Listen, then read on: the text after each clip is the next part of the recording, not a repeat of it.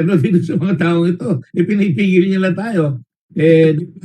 Umaaksyon na dapat ang BR dito, and I think they're trying to do that.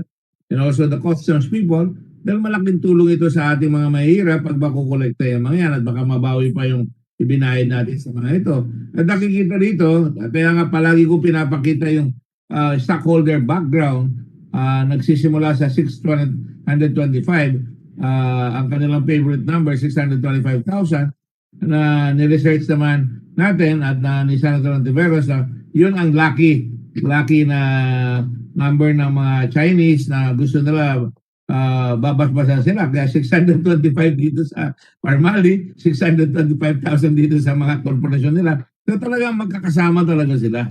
At makikita nyo, si Rose Nonolim, ang lalaki ng kanyang stocks doon sa mga korporasyon. Mayroong 40 million, mayroong mga kwan. So I think that we have done the homework that is necessary na ano pang hinihintay natin ng BIR. Kung ako, sila Gargani at saka sila Lincoln Ong, wala na. Huli na kayong lahat dyan. Mag-cooperate na kayo para hindi na tayo matagalan pa rito. Mr. Ebrea, ano pa ang dapat natin na usigin dito na dapat kukunin natin sa Royal Cargo, right? Yes, Mr. Chairman. Lalabas na mas malaki yan. Mr. Chairman, wala pa din po kaming records mula sa customs kung na-import po talaga yung mga medical supplies na nabanggit ng Parlade. And that is precisely during the budget hearing, I precisely asked the chairman of the Committee on Finance, and right away sabi ng customs, ibibigay nila sa atin because doon malalaman kung talagang namili sila ng mga produkto sa ibang bansa. At unang-una, bagamat hindi sila kasama dito sa tinatawag natin na requirements para makapag-import dahil ginamit natin dyan yung bayanihan, kahit paano malalaman natin kung talagang may nag-deliver. O talagang malalaman natin kung deliveries, malalaman natin kung saan napunta talaga yung mga delivery. Cargo na bago.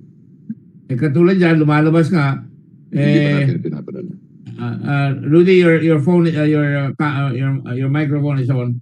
Lumalabas ka, tama talaga yung sinasabi namin ng Senator Dillon na yung ACME at saka itong isa ay 2.9 billion itong Evermore. Talagang mahuhuli talaga yan. Hindi po ba? Mr. Ebrea, tama po ba yan? Yes, Mr. Chairman. Walang rason na itago nila yan. Kundi talagang tinatago nila dahil yan ang pinagtataguan nila ng talagang nakaw na pag-ibig ng kwarta. Tama ba yan?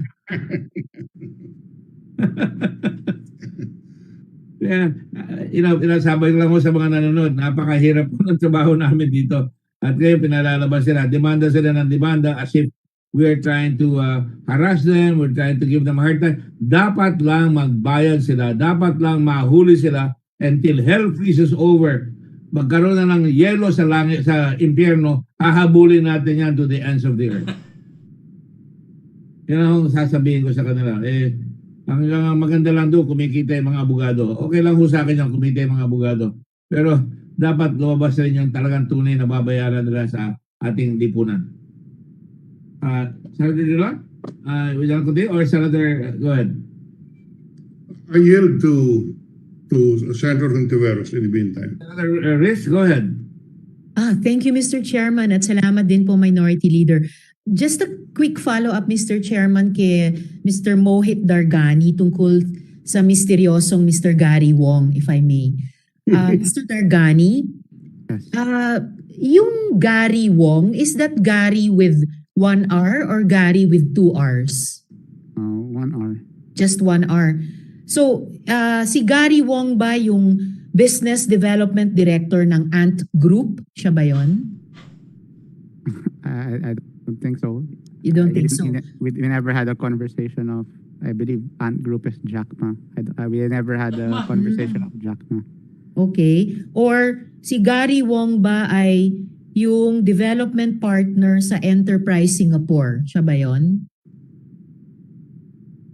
I don't know what's Enterprise Singapore. Okay. Or si Gary Wong ba yung corporate lawyer sa Hugil and Ip Solicitors sa Singapore? Siya ba yun? I know he's not a lawyer. Or So he's not a lawyer. from what I know, he's not a lawyer. All From what I right. Last but not the least, no, not last.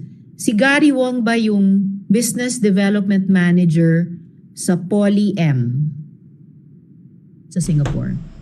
I don't know what company he's affiliated with. Okay, I'm just I don't trying. know Baka what's Poly something. M. Okay. Baka something will spark your memory about him para mabawasan yung ano namin, yung pagka-misteryoso nito. Is Gary Wong part of INSE, a ship finance expert sa Singapore? Hindi. I don't know. Is Gary Wong a photographer? No. I don't think so. And last but not the least, is Gary Wong assistant manager sa Plant General Services Limited sa Singapore?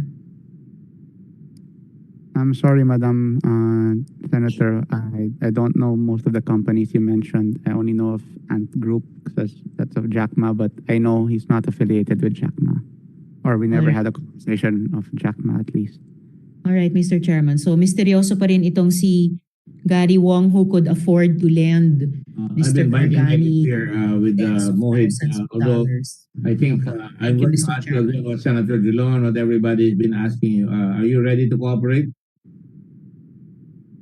I think Yes, Mr. Chairman. you shouldn't put it all on yourself. Maawa ka naman sa nanay mo. Sabi mo yung kapatid mo, ang dami mo nang pinahamak. Ngayon si Gary Wong naman ang papahamak mo. You were trying to tell me that you met only Gary Wong and he lends you 37 to $50 million. That's because you met in a bar? Did you have an affair with this guy?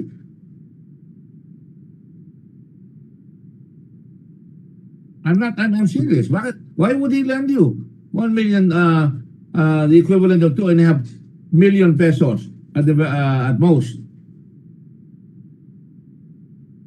I guess he knows my background. Maybe I'm So assuming got a lot of money from Parlade, correct?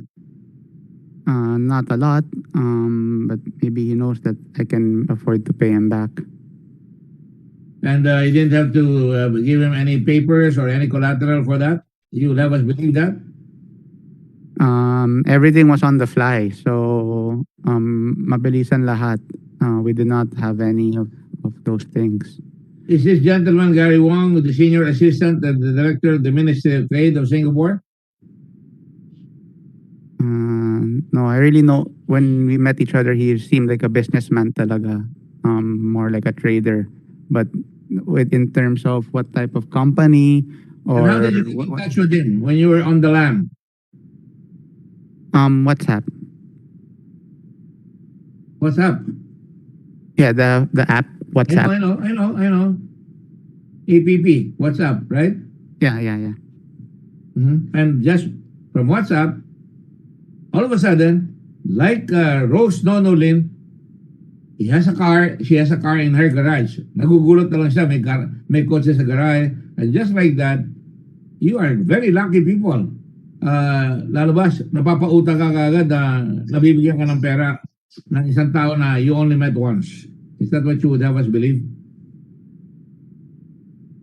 That's the truth, Your Honor. Well, the truth hurts, doesn't it? Having said that, the credibility is shrinking, and I think mabuti naka-cover yung face mo. I hope your nose isn't extending for every lie that you tell us, like Pinocchio. Anyway, it's important for you to realize that there's no way out of here except, we either go after you, and really, as you can see, we are unraveling all these things. And if you cooperate, maybe, hopefully, may leniency sa'yo, but that will be up to the courts. But you are the principal man here. You are the key sa Farmali. Kayo ni Lincoln Ong. And of course, Grace Mago was your one. Now, would you agree now? Do you know where the boxes are? I really don't know because I haven't been home since I left for the US. And you were going to leave and bahala na si Batman doon sa mga boxes. You were just going to leave. Bahala na si Batman. What did you so? Why did you run away? I did not run away. As mentioned, I went there to do the pamanikan for my sister. You know, you ran away because you never appeared. You ran away from the meeting while we were having the meeting. And then you never showed up. And then before you know it, you chose Davao conveniently to get out. So, okay, whatever you say is all under question, right? You cannot blame us. Now, if we get those boxes, Mr. Lincoln Ong, alam ba ni Grace Mago yan? Mr. Chairman, I do not know. I really You do do not not know. know. I'm here for Grace more than Mago 2 to months already. the stand. Is Grace Mago there?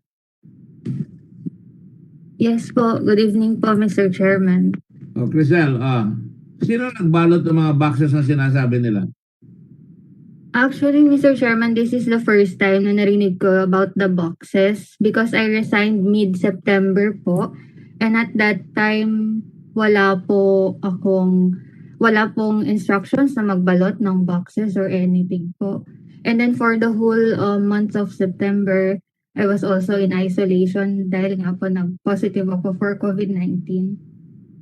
Well, let me ask you, whatever happened to the girlfriend of Mr. Nargani, si Mohit?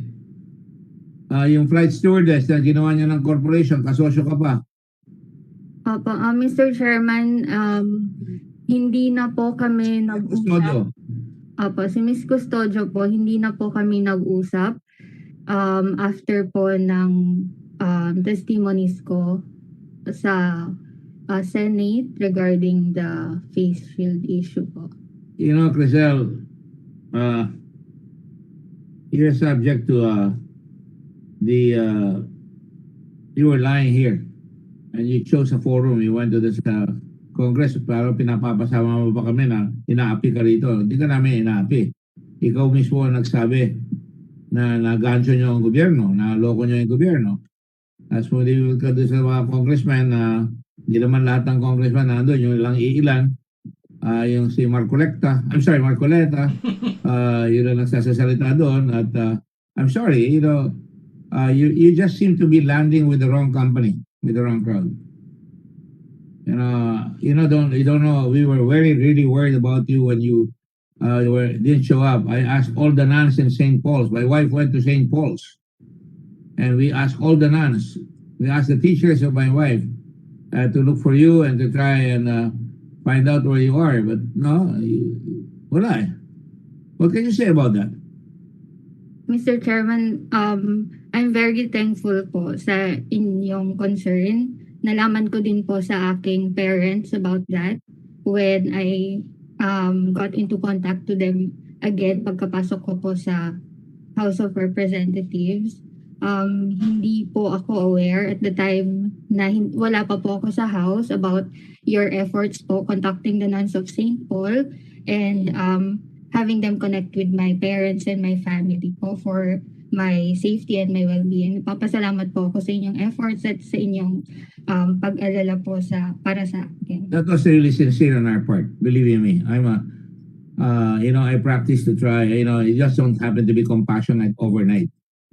I may have a tough veneer, but deep down in me, ang compassion was brought to me by my mother, who's been in the Red Cross for 63 years, and out of deep concern, because I have also children. No? But why would you now, when you went to Congress, why would you sasabihin mo, binabawi mo yung sinabi mo? Binawi mo ba talaga yun o sinabihan ka lang nila na kailangan ito sabihin mo? Ano ba talaga? Mr. Chairman, I said... Remember that you perjured yourself when you did that, huh? Yes, Mr. Chairman, I am aware of the threat to perjury. But, It's not a threat, it's a fact. yes po. Nobody's threatening you. I said my piece at the House of Representatives and I stand by my statement. Well, I'm not going to ask you to change anything. It is what it is. on the face of it, again, the credibility of practically all the people in Parmali has really gone out of the window, especially with you, because I didn't expect that to happen to you, that you would change your testimony. And then I can replay it for you. Were you forced by me or were you forced by anybody to say those words? Hindi po, Mr. Chairman. You were not forced. And yet you said it, right? Tapos na yan. Okay, it's water under the bridge. I can understand the concern of some of your friends, so they brought you to Congress, which became, akala ninyo, refuge ninyo, natutulungan nila kayo. Hindi na natin mailulusot ito, Iha. Kasi galit na ang buong Pilipinas. Pero nyo, ang laki-laki ng winaldas nitong mga taong ito. Hindi ba dapat maparusahan? Do you think walang pagkakamali itong mga tiga-gobyerno na binigay sa isang kumpanya? Tingnan mo, pare-pareho ang style. 625,000 lahat ang umpisa. Tapos lumalaki ng bilyon, lumalaki ng 100 milyon. Di ba ba? So, nagsisimula sa 625,000. Tapos lumalaki ng bilyon-bilyon o 100 milyon. Hindi ka wala natatakot na nangangamba o because you're a well-educated young woman from a very, very good Catholic school na sumasama ka sa mga alias sakin na yung mga tao na nagkakasakit, na narinig mo yung mga nurses kanina na hindi sila nasusweldoan. In fact, I told you that before in a very gentle way. I'd imagine that I still am betting that you are still a very kind-hearted soul.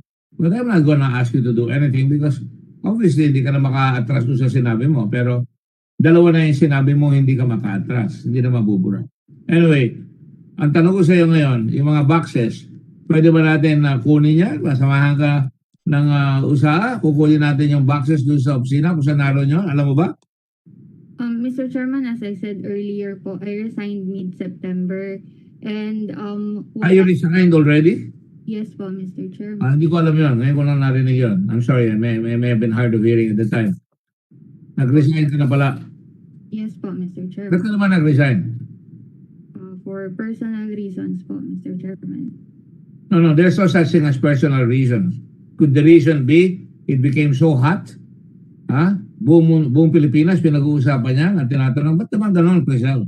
Why? Of all people. You're such a sweet lady, mabait, soft-spoken, educated in the ways of the Lord. Did you find it so hot for you na nakaka-feel ka na ng social pressure doon sa mga nagsasabi? Bakit mo naman ginawa yan? I'm sure there were people like that. And of course, there were other people like the devil who will say, no, panindigan mo yan. Sabihin mo, inaapi ka doon. Tama ba yan? Well, I do admit, Mr. Chairman, that yun po yung isa sa mga reasons why I resigned po. You admit that? Isa po yung sa mga reasons. Yung maging napakainit, nabing napakahalay na ng reputation for being with Parmali. Because Parmali is accused of so many things. Would that be correct? Yes po, Mr. Chairman.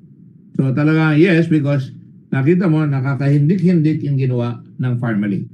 Kaya ayaw mo na, kumari lang, lalabas ka na lang. Huwag yun akong guluhin. Kamali ako, napasama ako dyan eh. Ayoko naman sumali dyan eh. Napipilitan lang ako dahil siyempre social pressure, mabait sa iyo sila, mabait naman pagkausap mo ito yung boss mo, ito si Gwen eh, napapaiyak pa nga dito. Nagtataka ako, napapaiyak siya, pero nagpahamak sa kapatid niya at nanay niya, siya. Eh, napahamak ka rin dahil sa kanya. Would that be accurate na talagang ang pressure sa iyo ay napakalaki? Because you got a big break. Napakaganda ng pagkakataon, maganda magsweldo ang family, mabait sila sa iyo, at nabigyan ka pa ng korporasyon, nabigyan ka pa ng postura. Kaya napipilitan ka ngayon na ayaw mo na kasi lumalabas na talaga ang tunay na pagka-uri nitong kumpanyang ito. Would that be accurate, ma'am? Miss? Mr. Chairman, for the record, I was only working in good faith. You were only working in? Good faith po. Yeah, of course, everybody starts with good faith. But of course, kung sino kasama mo, you can be influenced. That's why I always tell my children, go with the good guys you learn good things from. Do not learn from somebody who is flashy, na nakikita nyo yumayaman without effort, without working hard. In fact, I have Chinese words for that. Bo choy kang, bo tansya. You don't work, you don't eat. And honest work gives you dignity and pride. Pero hindi mo alam siguro na nangyayari yan. Nung mga kalaban mo, sabi mo nga, kahindik-hindik, sabi mo yes, yan ang nangyari, correct? You already answered that. I don't have to get your answer for that. I know that you're caught between possibly some errors in judgment. But there are the errors of the person and the errors of the moment. And you are in a moment where you're swept off your feet, perhaps, maybe not. You were, magaling pala ako. I have self-worth. I'm in this big company, investing in, billions, and now I'm a director of a company. Correct? Di ba? Meron ka nun eh. How old are you again? I'm 26 po, Mr. Chairman. 26. Wow. Pretty young. And it would appear na from your classmate's point of view, maid lady ka. You're a maid lady. Kumbaga sa amin mga lalaki, we are made man pagka meron ka ng magandang kotse, katulad ni Lincoln Ong. Wala naman may pakitang pera, dala-dalawa Porsche. Meron pang, ano yung isang kotse niya? Yung galing sa England? So, Land Cruiser ba, Lincoln? Or Range Rover? Lexus. Lexus. Sorry. Hindi kasi ako sanay sa mga kotse ganyan. Lexus. So, yun. Even Lincoln Ong, I'm sure he was flattered. He could see the president. He was with a big-time economic advisor of the president. Yeah, kaya ko sinasabi ito, para yung mga nakikinig na bata, huwag kayong masisip-sip o masasak into flashy things. Na lahat yan. Not everything that glisters is gold. You know? Nasubo si Lincoln. Alamang nasubo ko na rin. Kaya nakita mo, you're now caught between statements you made and you said it at the time. You were not under duress. Ginawa mo yan. So, yun lang. Pakiusap ko lang kung tatanong ako, kung maghihingi ako ng tulong na makuha natin yung mga kon, tatanungin ko muna itong dalawang mga bosses mo na sinasabi, naaawa sila kay Twinkle. Hindi na nga namin tinatanong si Twinkle. Twinkle, you should appreciate that. But that will stop pretty soon unless we get the truth. Because you are responsible whether we like it or not. So, yun lang. Gusto ko sabihin sa inyo. Yes, Senator Lacson, go ahead. Yes, Mr. Chairman, just to refresh the memory of Ms. Mago, I would like to show a video footage. This is a 1 minute 20-second video footage just to refresh her memory. I disaccord upon my interpellation of Ms. Mago. If I may be allowed, Mr. Chairman. Please, go ahead, sir. Go ahead. Thank you, sir.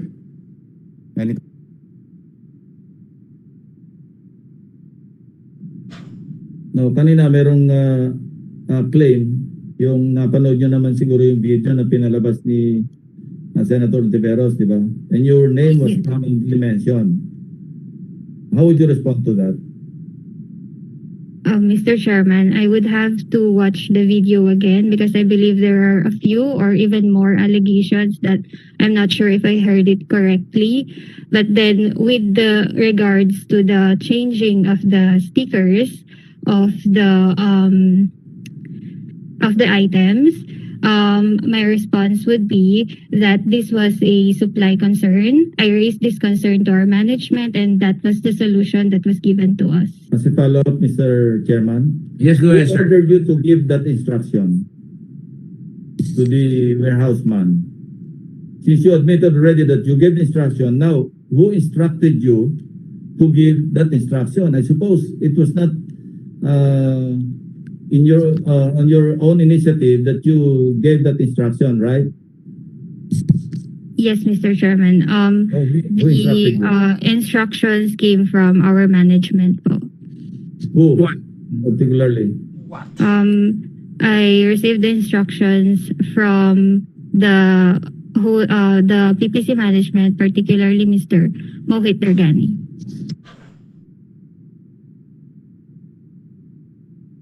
Yes, Mr. Chairman, I showed that video because when the House of Representatives took custody of Miss Mago, she denied. And she even implied that she was intimidated upon our interpellation, upon questioning of the Senate Blue Ribbon Committee. Now, I'd like to ask Miss Mago, were you intimidated when I was interpellating you? Did you feel intimidated? Yes po, Mr. Chairman. You felt intimidated? The video showed, kita-kita sa video if you were intimidated. I was very cool in my interpellation. Hindi kita tinatapot, di ba? So I intimidated you?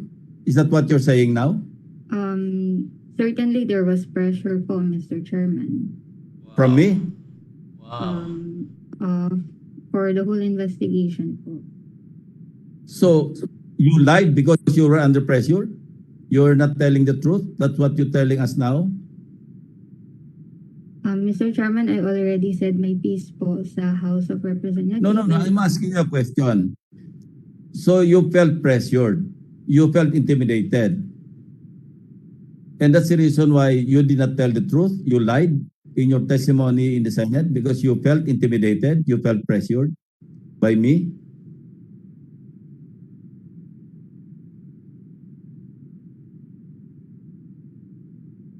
Kindly answer my question.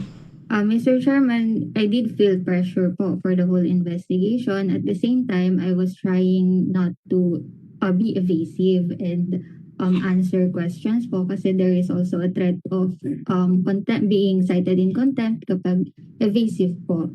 Maging evasive ako sa mga questions po ng Senate. Okay. So I will repeat my question.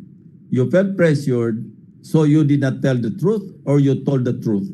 When you said that you were instructed by Mr. Mohit Dargani to change the stickers? Mr. Chairman, I would like to invoke my right against self-incrimination because I believe this question has a threat. No. I'm only asking you because it's already on video. Did you lie when you answered my question? Again, Mr. Chairman, I would like to invoke my right against self-incrimination as also advised to me by my legal counsel po, because there is a threat to perjury po, Mr. Chairman. Mr. Chairman, I leave it up to you. Yes, I'd like to yield to the minority leader. I'm always the last guy. Ms. Mago, I really advise you to, you cannot invoke it anymore because the load of evidence is against you. Nakita naman, kalmadong ka, tinatanong ka ni Senator Lacson. Wala namang hint na ini-intimidate ka, pero kalmadong ka. Sinabi mo, I refer to the management. In fact, you were trying to be evasive. Nahihiya ka siguro. Sabi mo, yung management. And then later on, you said, unaided. You said, he didn't even ask you, sinabi mo ba, sinabi ba sa iyo ni Senator Lacson, si Dargani ba yun? Si Mohit ba? Hindi niya sinabi yan. Ikaw ang nagsabi ng pangalan ni Dargani, correct? Yes po, Mr. Chairman. So I advise you, there's no point. You're safe here. You're safe here. Wala kaming tinatakot sa iyo. For your sake, para you find yourself again, you find your moral compass again, and that is my advice to you. You can have a great future still. Tinatanong ka talo ka na sa parada nakita na kagad yung sinabi mo Kung papakita ko uli yung tinanong kita, kung loko mo, na-swindle mo yung gobyerno, gano'n rin ang mo. I don't think you're a congenital liar. Is that the kind of image you want to project? I don't think you want to do that, right? Right? Yes po, Mr. Chairman. Ang totoo niya, nape-pressure ka dahil nandiyan kasi isang kumpanya na napilitan ka lang dahil siyempre kasama mo araw-araw yung mga mababait naman yan Pag nakikita ko si Mojit, mukhang mabait mukhang cowboy. Siguro dapat hindi ka na, ang totoo, hindi ka naman I'm not gonna convince you whatever you want to say. But I don't think you were intimidated. So you have to answer. Okay. Under the law, you have to answer. Apo. Mr. Chairman, I do admit that there was a pressure po for me to respond. That's why Well, there was a pressure for me to respond directly and of course, yung time constraint po to answer the questions. That's why yung mga naging sagot ko were inaccurate. Inaccurate. Opo, and then that's why But you were the one volunteering the information. yes po, Mr. Chairman, I do admit that. But then in my statement in the House, I explained and I expounded on kung bakit po nasabi kong pressured response po yun. So you really lied. Now you're convincing me that you really lied. Krisel, Mr. Chairman. inimbento mo lang yung si Dargani ang nagsabi sa'yo. Ganun ba? Mr. Chairman. May I just ask her to answer, Senator Lacson? Ganon, sinabi niya kasi. Mr. Chairman, ang instructions po to repack really came from the PPC management, formally management po. Kaya nga, management nga. Tapos ikaw na rin nag-volunteer ng pangalan ni Mojit Dargani, correct? Since tinanong po ako, Mr. Chairman, directly kung kanino nga po nanggaling yung instructions that and sinagot ko po yung pangalan ni Mr. Dargani. Actually, that was also inaccurate kasi po, generally, I take instructions from Mr. Mohit. But for the instructions po to repack, it actually came from the formally management. Sa amin pong group chat, nag-agree po sila doon to do the repacking. And ayun din po yung instructions that I took. I don't know. I don't know. I don't think it's a credible thing, and I advise you to tell the truth because nalulubog ka lalo eh. Yes, Senator Lacson? I'm not giving up Yes, on it, but I'll tell you, I really don't, I really believe that she's lying now. I'm sorry. Go ahead. Yes, Mr. Chairman. Sabi niya kanina, na-pressure siya na baka ma-charge siya ng perjury. In other words, na-pressure siya magsabi ng totoo. That's the implication of her statement now. Kasi sabi niya, she felt pressured na baka ma-cite siya or ma-charge siya ng perjury. So babalikan ko siya ulit, na-pressure siya na magsabi ng totoo. Hindi siya na-pressure para mag-lie. If at all, na totoo ang sinabi niya, na-pressure siya. Because it doesn't appear that way, Mr. Chairman. As you show on the video, she was very calm. And sabi niyo nga kanina, unaided lahat. I did not even mention the name of Mohit Dargani. In fact, I had no idea who gave her the instruction to replace the stickers. That's the only thing I want to say as of now, Mr. Chairman. Thank you. And why would she say that anyway? Hindi naman natin sinasabi si Mojit Dargani pa. Siya nagsabi. Hindi mo naman sinabi sa kanya si Mojit Dargani pa. No. I hope you appreciate your position, young lady. Huh? Please. Nasasayangan ako sa'yo. Because you lied. You were not under threat of perjury. You perjured yourself when you said that. Kung talagang totoo yung sinasabi mo. So now, it's like one lie deserves another lie when you go to the other chamber. Anyway, yes, Senator Lisa. Salamat, Mr. Chairman. For the record lang po, Ms. Mago, bukod dun sa itinanong na nga ni Senpi ngayon na naalala po naming lahat malinaw, sinabi nyo na ginagancho ang gobyerno, sinabi nyo na si Mr. Dargani ang nag-instruct sa inyo palitan yung production date stickers.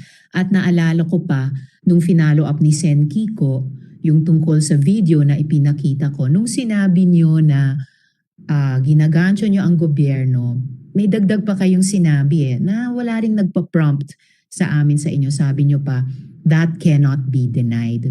Anyway, para sa akin lang, nagsastand yan Sinabi na rin ni SP of record na yung lahat dito sa Senado. Isang tanong ko lang sa inyo ngayong gabi, Ms. Mago. Bakit kayo umalis sa protective custody ng House of Representatives? Kaya po ako voluntarily nag-exit from the custody of the House of Representatives, Mr. Chairman, is because I was planning to go back sa province to my family. And itutuloy niyo pa po ba yung ganong plano? I do hope so, Mr. Chairman, na makauwi po ako. I hope so also, Ms. Mago. Bakit kayo naiiyak ngayon? Because of the reason why I had to leave the protective custody po, Mr. Chairman. Bakit kayo naiiyak doon sa dahilan nyo? Kung ang balak nyo naman ay umuwi sa probinsya, sa pamilya nyo. Ba't kayo naiiyak I doon? was just thinking of my family po.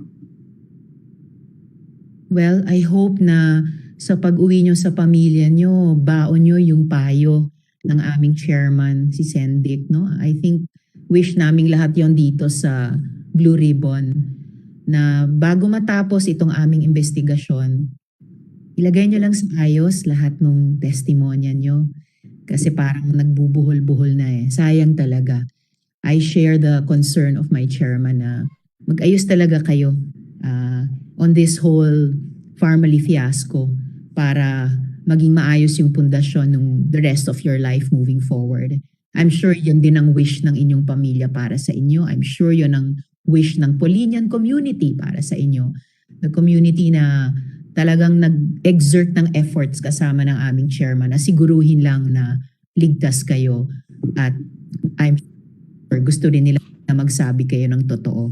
Hindi kayo magsabi ng mga kasinungalingan. Salamat, Mr. Chairman.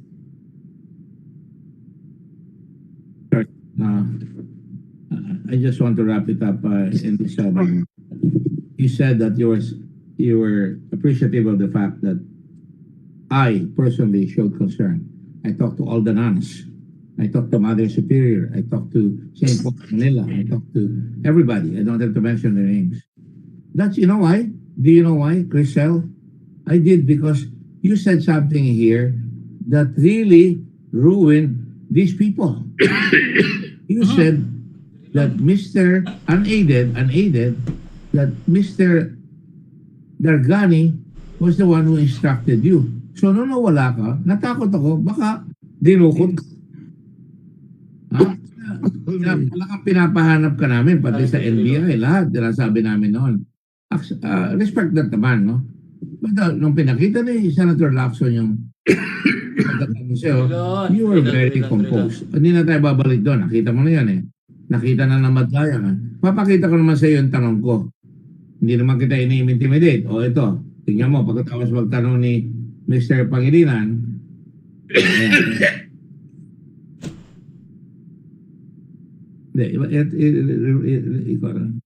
sige, reverse. Si Drilon, unsa mo na Drilon ay? Sige, okay. TV ka naman. Pwede ma-TV yung ganong katawan. Sound.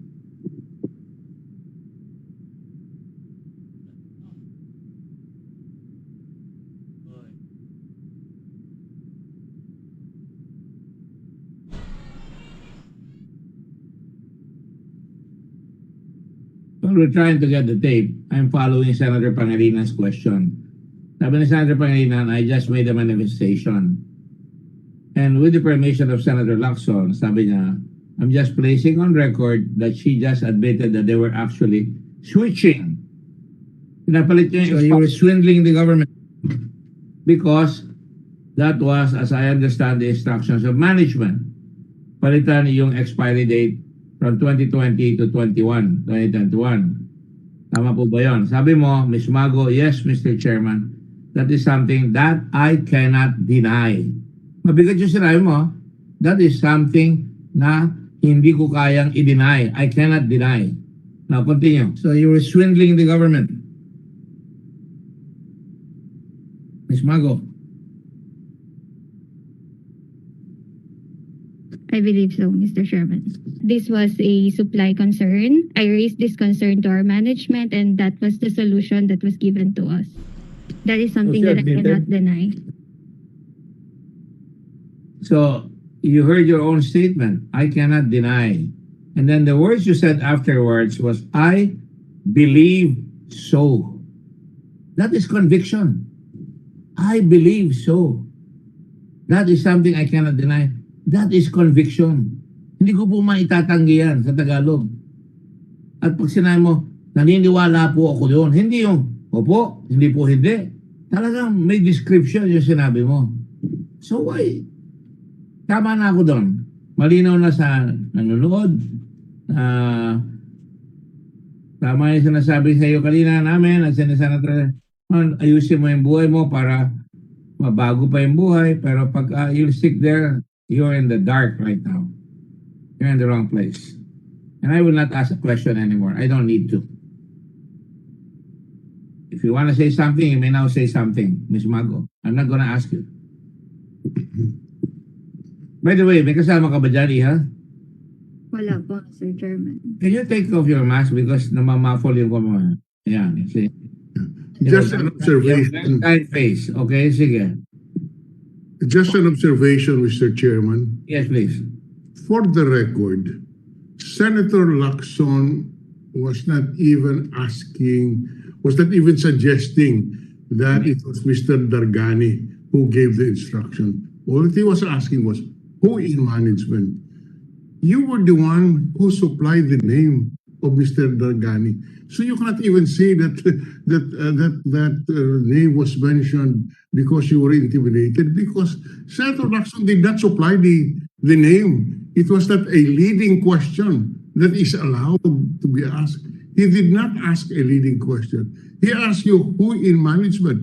And you could have said any name, but you mentioned Mr. Dargani. So it's difficult to believe that you were intimidated or pressured. Or You volunteered the name, di ba, Senator Frank? She volunteered the name. you brought up the name. It was not suggested to you, as we would lawyers suggest on cross-examination. We suggest the name and let the witness concur. In this particular case, Senator Lacson simply said, who in management? And you volunteered the name Mr. Dargani. So it is not credible for you to say that you were pressured. Because you could have said any name, but you specified Mr. Dargani. Anyway, that's just for the record, Mr. Chairman. Maniwanag po yan eh.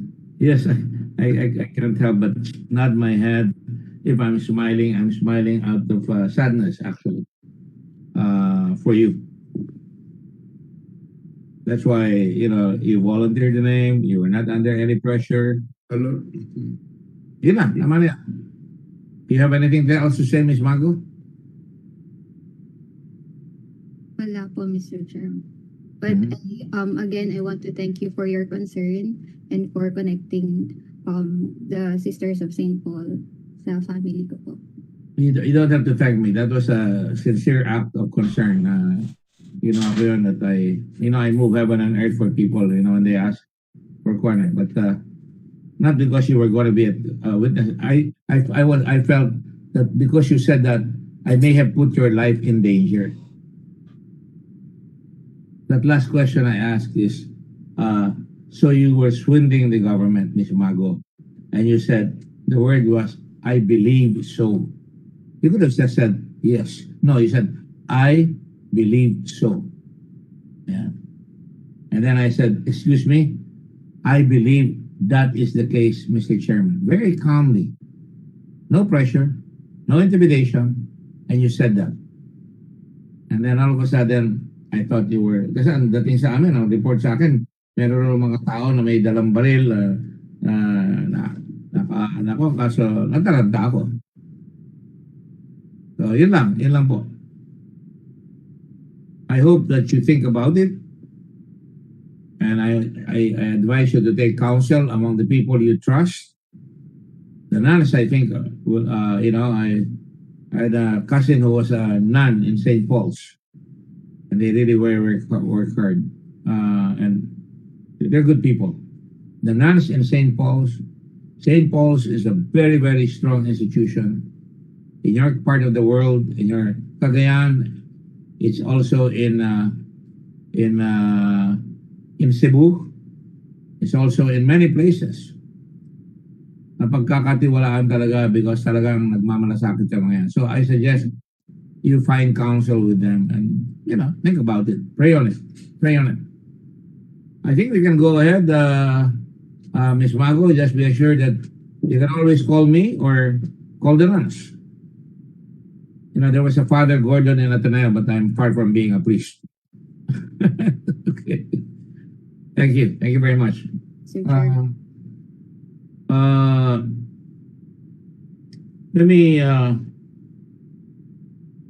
Let me go back to Mr. Dargani now. Shall we? Just one more question, one or two more questions to Ms. Mago, sir, if you... Feel free. Yes, Ms. Mago. Up to now, I could not understand how you just suddenly decided to go to the House of Representatives. What prompted you to do that? Mr. Chairman, since I was able to compare the environment of investigation from the House of Representatives and from the Senate, and that is one of the reasons why I chose to go sa House of Representatives para po makapagbigay ako ng proper statement regarding my previous testimonies po sa Senate. And yun po, Mr. Chairman. Para makapagbigay ka ng ibang... I didn't catch you correctly.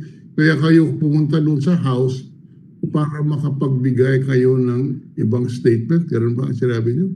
Ng proper statement po, Mr. Chairman. Proper statement. Anong ibig sabihin ng proper statement? For me to explain and expound regarding my previous testimonies po sa Senate, Your Honor. You saw the video.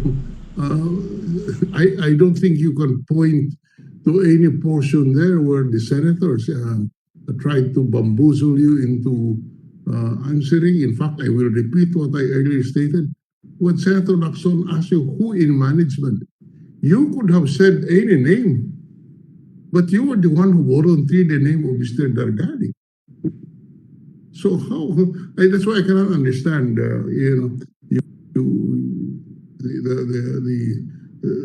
up to now, I cannot understand how you suddenly agreed to go to the House or decided to go to the House. Sino po ang kilala mo ron sa House? Wala po, Mr. Chairman. Wala po akong kilala sa House of Representatives. So sinong pinuntahan mo doon una? Malaki naman isang buong House of Representatives. Sino ho ang inyong nilapitan? I wrote a letter to Speaker Velasco po, Mr. Chairman. And it is on that basis that you went there, sumulat ka? Yes po, Mr. Chairman. Ngayon, upon a review of the situation, are you sticking to your statement that you were intimidated in the Senate? Or you were forced by the Senate to testify? Mr. Chairman, I stand by my statement, opening statement po sa House of Representatives. That, I'm sorry, I didn't hear that in the House of Representatives. Yes po, I made a statement regarding the supposed tampering or switching of certificates, as well as my previous statements po regarding the swindling po, and why kung bakit po sa kanila ako nagbigay ng statement. So what made you decide to get out of the House and come back here? As stated earlier po, Mr. Chairman, I was under their custody for a month and a half. And even if it is a voluntary custody, I still chose to go back to my family. Sorry, ma'am. I'm sorry. Hindi ko po, Mr. Chairman, na bumalik po sa probinsya and be with my family.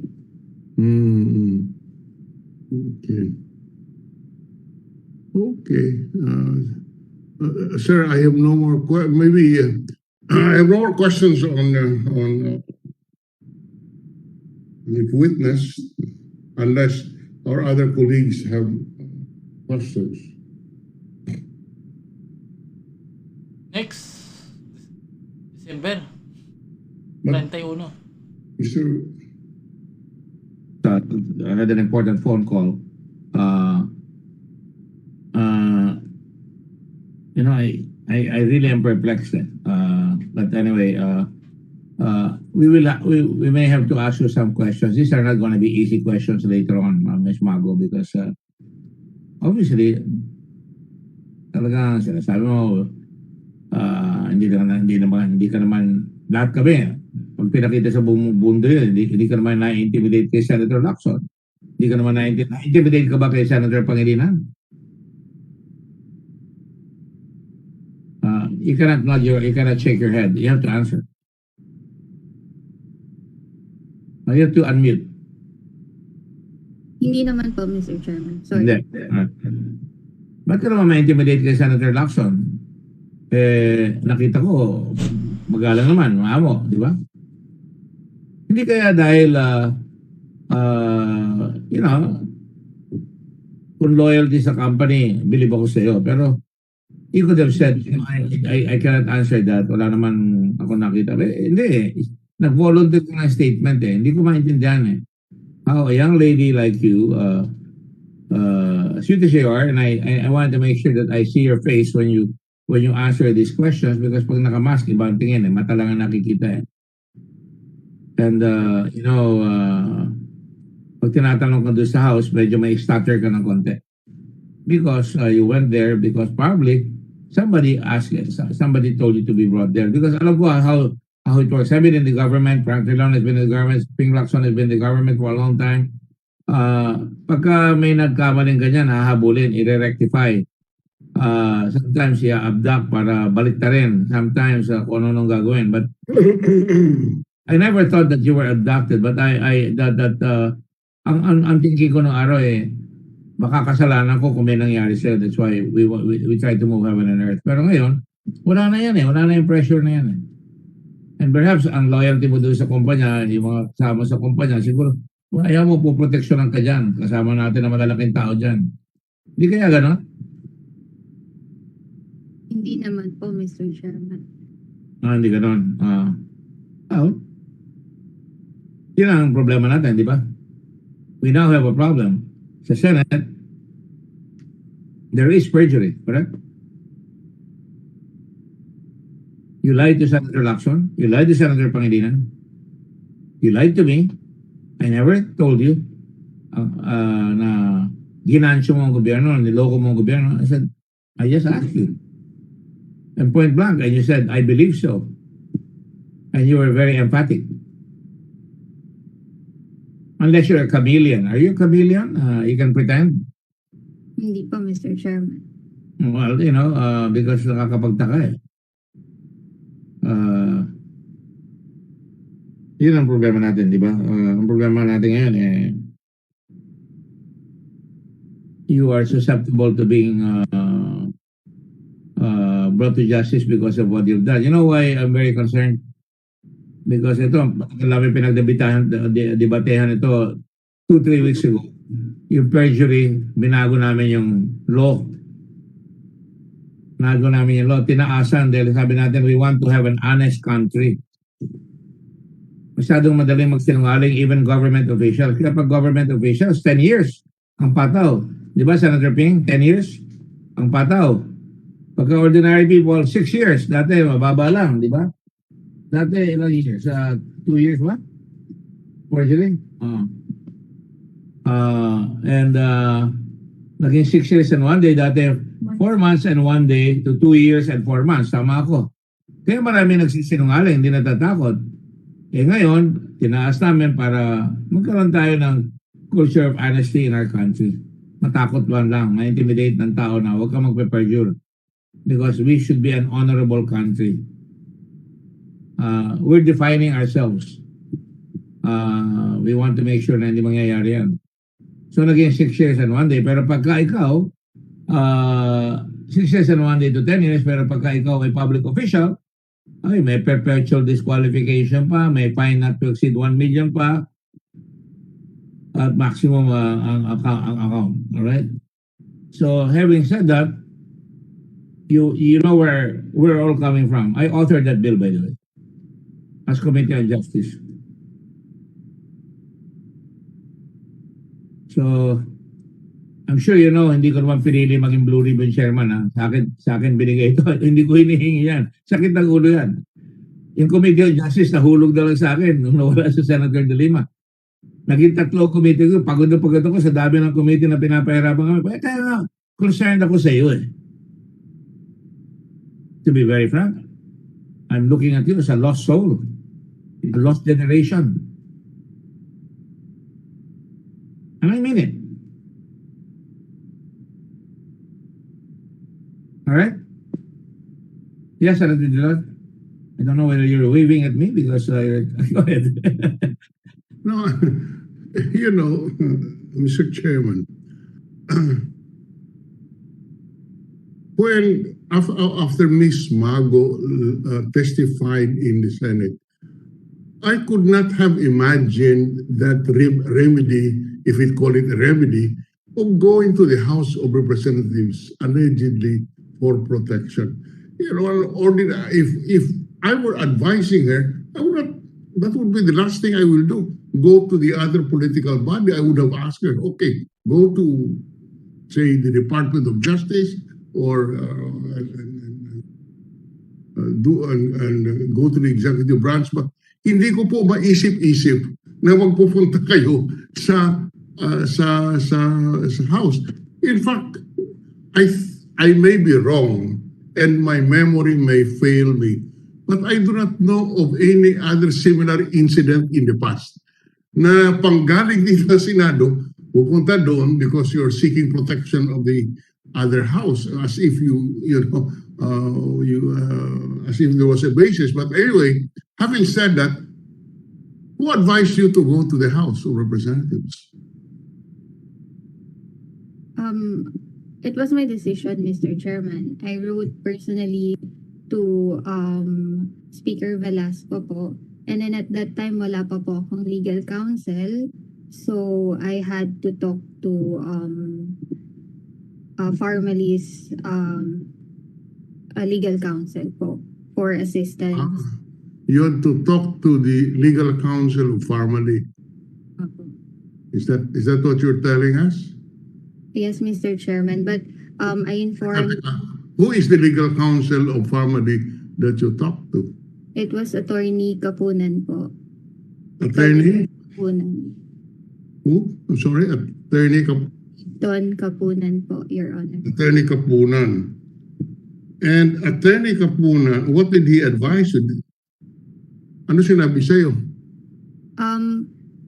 He reviewed my letter po to Speaker Velasco.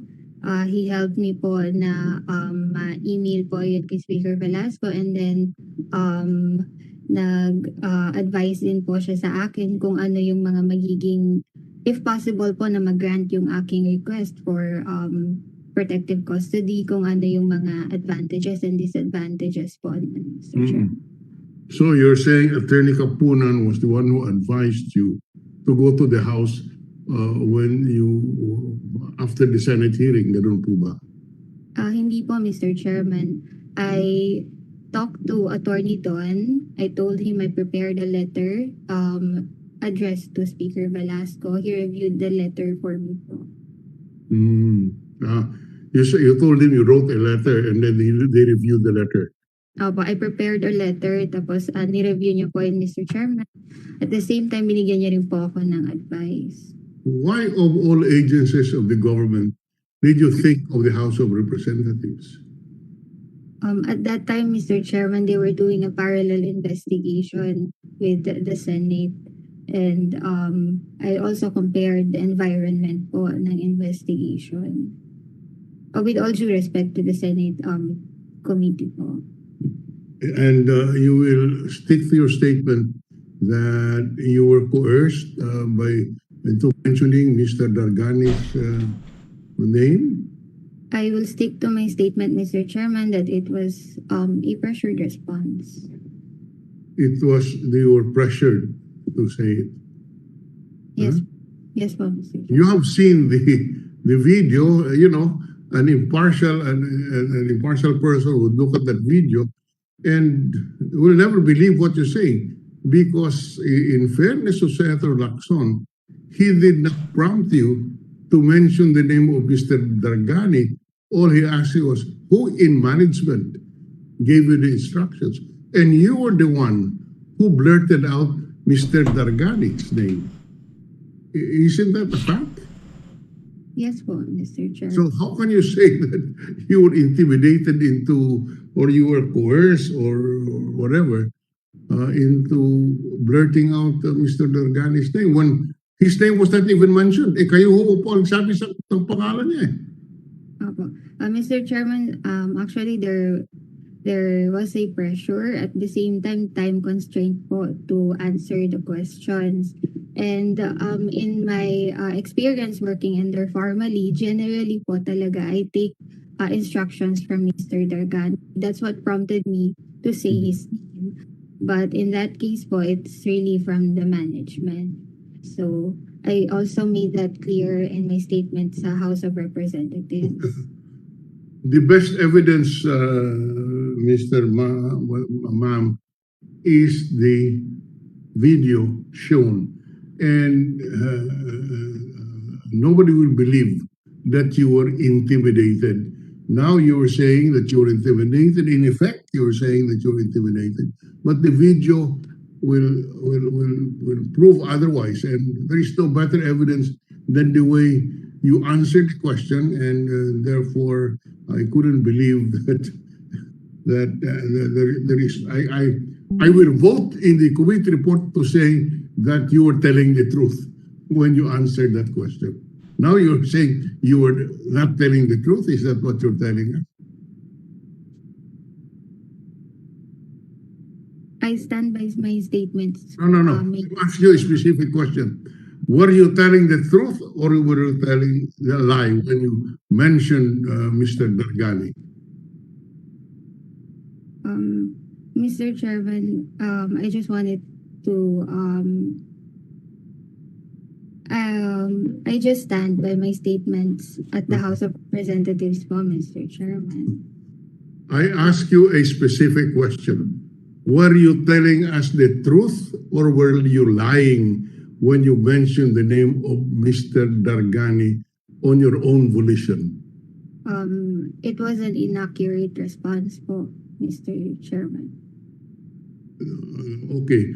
So, answer my question. Were you telling the truth or were you telling a lie when you mentioned on your own account Mr. Dargani as the one who instructed you? Mr. Chairman, please allow me po to explain, because I said instructions came from the PPC management, and Mr. Dargani is part of the PPC management. But on the part na I specified Mr. Dargani's name, that was inaccurate po. Were you telling the truth or were you lying? Sa part po that I said the instructions came from the PPC management, I was telling Kailangan mo the ba tanungin truth. yun? Okay. When I mentioned Mr. Dargani's name, I cannot say that is a lie because he's part of the PPC management po, Mr. Chairman, but it was inaccurate for me to mention. So you were telling the truth when you mentioned Mr. Dargani because he is part of management. Yes po, Mr. Chairman. He is part of the management. Pinapahaba mo pa eh. Tinatanong namin kayo kung yun ang totoo. Eh, haba-haba pa ng mga tanong ko bago ko sabihin na totoo yung sinabi mo. That you were telling the truth. Because if you tell us that you are telling a lie, you'll have problems. That is the question raised to you by Senator Lacson, I repeat, did not specify Mr. Dargani. It was a question who in management. You know, you could have said any other name.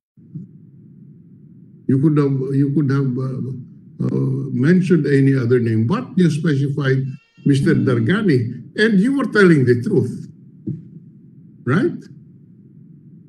Mr. Chairman, I'm sorry for the confusion po. But What? I'm sorry for the confusion po, Your Honor, but the instructions really came from the PPC management. That is the Correct. It came from the PCC from the family management. And when you were asked who in management, kayo po nanggaling sa bibig ninyo, Dargani. Yes, I recognize po na sa akin po nanggaling yung statement that I specified Mr. Dargani's name. But as I mentioned po, that was actually inaccurate. Kasi in my scope of work sa Formally, generally I would really take instructions from Mr. Dargani. That is what prompted me to say his name po when I was asked to specify. Because from what I remember po, twice po ako tinanong who gave the instructions, and I answered twice PPC management po, but then I was asked to specify. Because management is not a person. Management, when they give you instructions, it is through a personality. And when you ask who was that person, you said Mr. Dargani. You know, paulit-ulit ka lang tayo. I'll yield the floor to Senator Lacson. Yeah. When you mentioned a name, a particular name, Ba't kasi nilulit mo? Alam mo naman na ang tinanong ibig na mo kanina sabihin, hindi ka sigurado Kaya lalong tumatagal when you mentioned the name Paulit-ulit. Mohit Dargani, or you were under pressure to mention that name? Tinanong na nga eh. Paulit na But who supplied to you that name Mohit Dargani? Mr. Chairman, actually there was a pressure to specify a name because dalawang beses po ako tinanong, and I answered twice as well that it was the PPC management po. And ayun nga po, on my scope of work on my whole duration of work sa Formally, usually generally po talaga instructions come from Sir Mohit. So yun po yung nag-prompt sa akin to mention his name. But that was an inaccurate response po. I did not intend to lie, but there was pressure involved. You could have mentioned Lincoln Ong because Lincoln Ong is also part of PPC management, di ba? Yes, but he is part of the PPC management. You could also have mentioned the name Twinkle Dargani kasi part din siya ng PPC management. And all the other people in management ng pharmaceutical, di ba? But you specifically mentioned the name Mohit Dargani.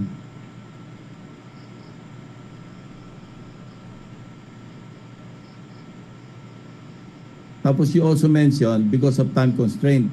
Kindly explain what you meant by time constraint, kaya ka napilitan na magsabi ng pangalan? Anong ibig mong sabihin doon sa time constraint? Opo. Because usually when asked the question, you expect answers from us directly po. No, I wasn't expecting a quick answer from you. Yes po, I was very deliberate. I was waiting for you to answer the question, but I wasn't, forcing you to make a quick response to my question. That's pretty obvious in my questioning. Hindi ko naman sinabing, bilisan mo. Hindi ko naman sinabing, I want the answer now. Wala akong sinasabing ganon. In fact, I was patient. I was very patient in waiting for your response because I wanted it to come from you and voluntarily. Obvious naman doon sa video eh. Yung video won't lie, hindi yan spliced ha.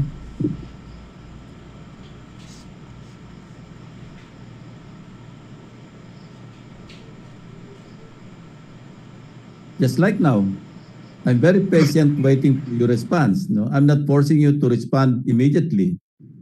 You think it over. Even for a few minutes, you can think it over and give us an honest response. So out of respect po to the committee, I wanted to answer questions without having to extend po yung time ninyo to wait for my answer. At the same time, there is also a threat for me being cited in contempt kasi nga po nakita ko po yung nangyari kay Mr. Lincoln Ong during the earlier stages po ng investigation, and ayoko rin naman po mangyari yun sa akin, Mr. Chairman. Miss Mago, nung tinatanong ba kita, sinabi ko sa iyo na pagka hindi tama ang sagot mo, pwede ka ma-cite for contempt. Meron ba ako sinabing ganon? Wala, di ba? Mr. Chairman, but that was on my part. That was on my mind. Don't quite get it, Mr. Chairman.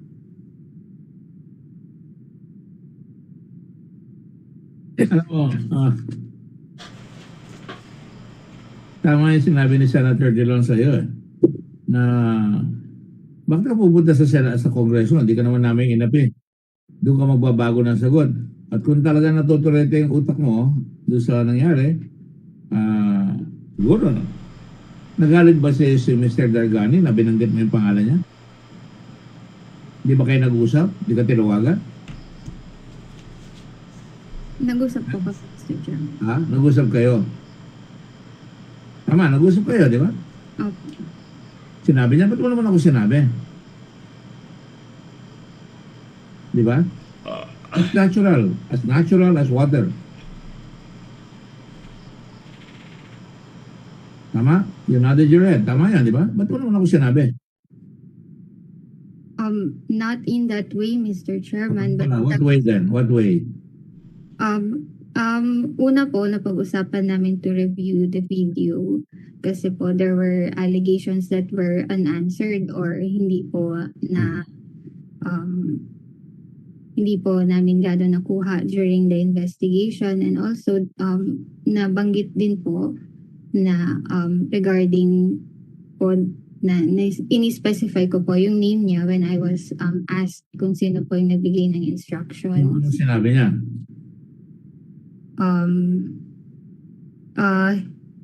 Sabi po sa akin is we have to check our records kung sino po ba talaga ang nagbigay ng instructions. Well, forgive me, I'm sorry. Siyempre, napakaselan ng sinabi mo, si Dargani ang nag-utos sa'yo. Siyempre, ang feeling yan, galit, o disappointed, or in disbelief, hindi nyo sasaliksikin yung record. Ang sabi niya, sir, bakit naman gano'n, Mago? I've been good to you. Bakit naman gano'n? Di ba? Bakit naman ipapahamak mo ko? Wala naman akong kasalanan dyan. Siguro, sasabihin niya siguro, di ba?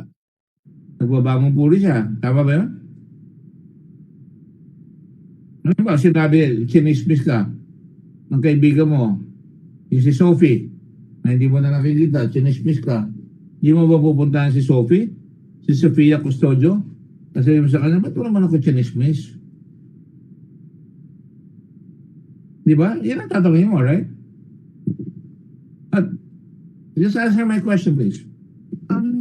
Well, nag-usap po kami ni Mr. Dargani. Answer my question. Kinausap ka ba agad at sinabi niya, bakit naman ganon?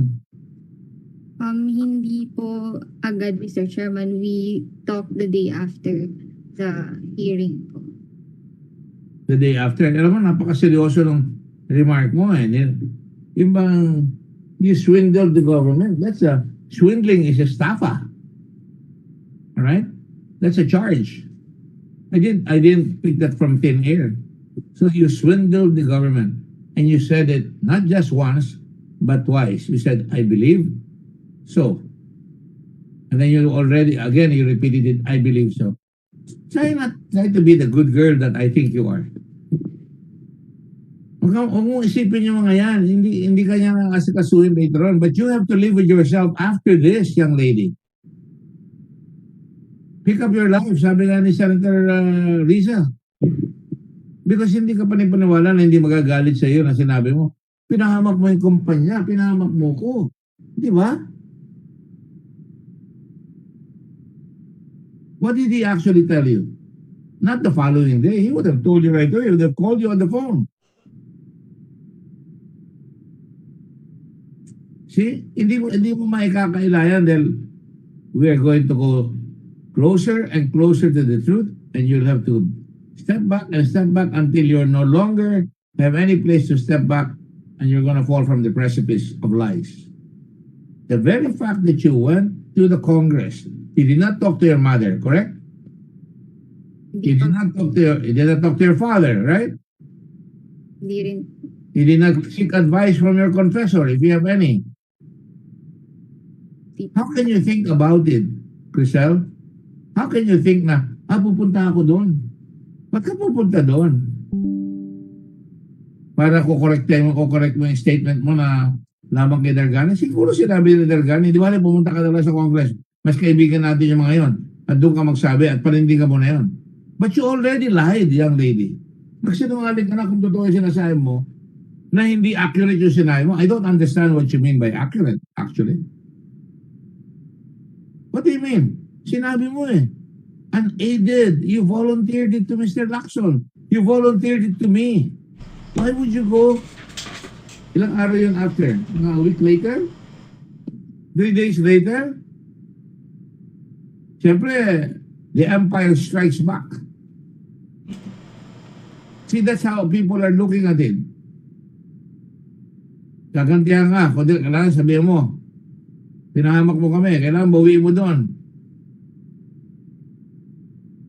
So, yun sinasabi ko, di ba?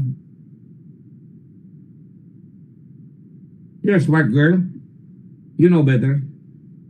Why would you do it by yourself? And can you imagine? You lie there and then you come back here and you're trying to make us believe that was the truth that you said in Congress. Ipipilit mo sa amin na na-intimidate ka sa amin. That's not right. You're committing another sin.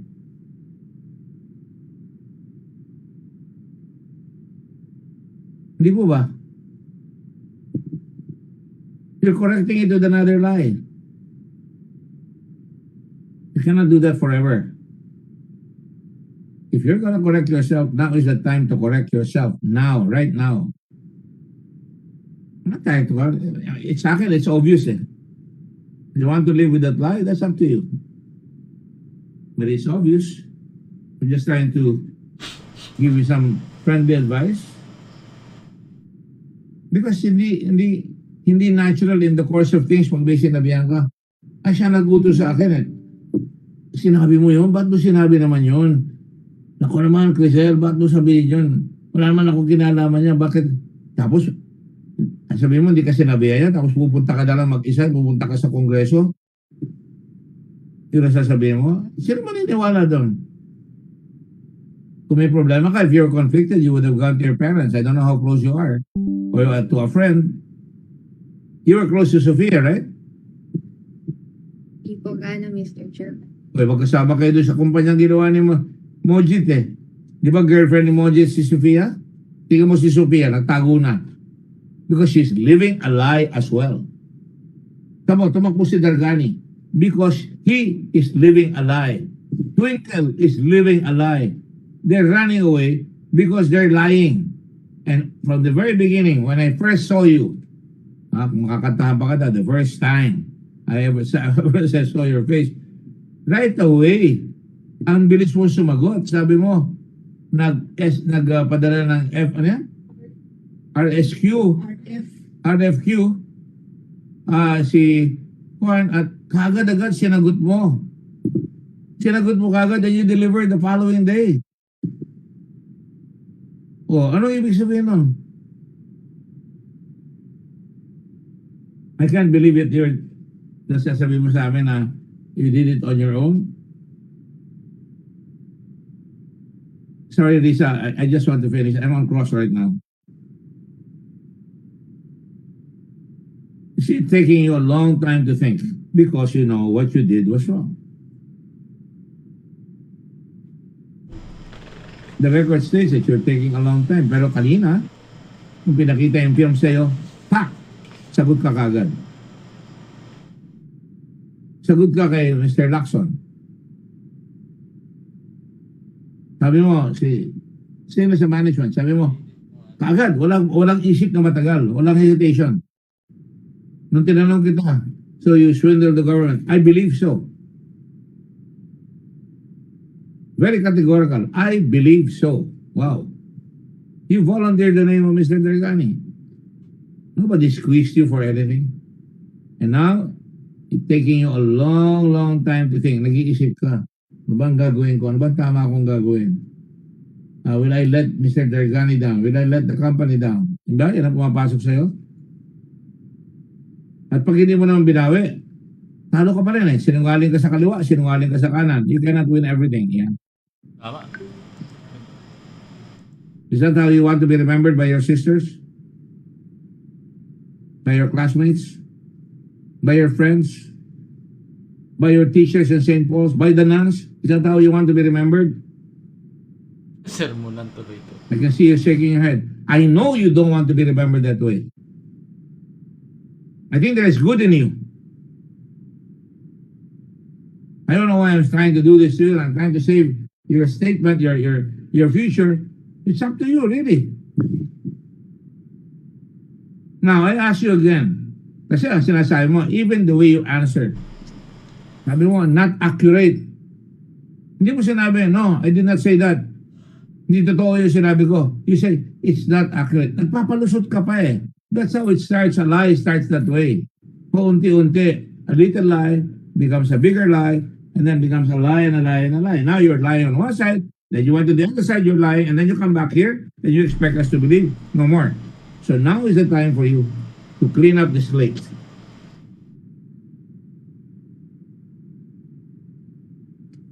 You're thinking, and that's, di ba? Hindi na mabilis ang pagsagot mo.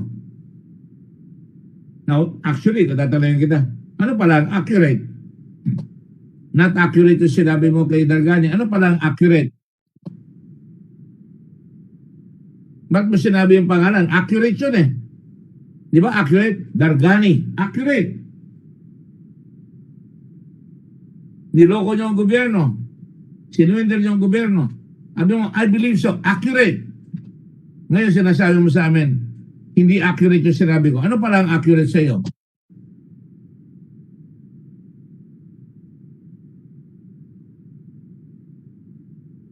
Mr. Chairman, it was the Formally management who gave me the instruction regarding the repacking. Even that is condemnatory already, Iha. When you say formally management said so, formally management, sino ang presidente? Twinkle Gargani, correct? Yes po, last year, Mr. Chairman. Corporate Secretary and Treasurer, Mr. Gargani, right? Yes po. So when you say management, kasama si Ligonom. So condemn na yung formally sa sinabi mo. Pero kailangan baguhin mo dahil you volunteered without any aid or without any prodding from any of us. Sinabi mo, Dargani, Mojit Dargani. Then inulit mo pa, kaya hindi ka na maka-atras eh. Napaka-definitive yung mga sagot mo. Ngayon, wala, malasado na ang sagot mo. Accurate. Accurate. Accurate is truth. Accurate is Dargani. Not accurate is what? Nasabi mo, Formali, the whole universe of Formali? Company that is involved, yung mga tao, yung mga leader niyan, in another company called Formali that swindled 50 million? Is that how you want to be remembered by your sister, your brothers, dabi mong kapatid, by your mother, your father, your classmates from St. Paul's? You know why I keep doing that? Because my wife came from St. Paul's. She would wake up in the morning, she had to go up and line up for breakfast. Otherwise, may iwanan siya, walang matitira sa kanya. And there was a big mother there that made sure that everybody toed the line. Did the values that we were being taught. You are that woman. You are like that. Now, tell me the truth. This time, expunge yourself of the lies that you've made. That's why we all go to confession at some point in our life. Act of contrition. What's the line there? The last few lines. I promise, to confess my sins, yeah? You make confession. Bless me, Father, for I have sinned. Now that's confession, Father Kimbo. You're wrong. Sa act of contrition nakalagay. To pray for me to the Lord our God. To sin no more, to confess my sins and to sin no more. Di ba? That's the essence of confession. Hindi yung penance. 10 Hail Marys, no. To sin no more. To amend my life. Every day I pray that before I go to sleep. I can easily recite the whole prayer to you, but when I pick it up, marami kasing sinasabing ganyan.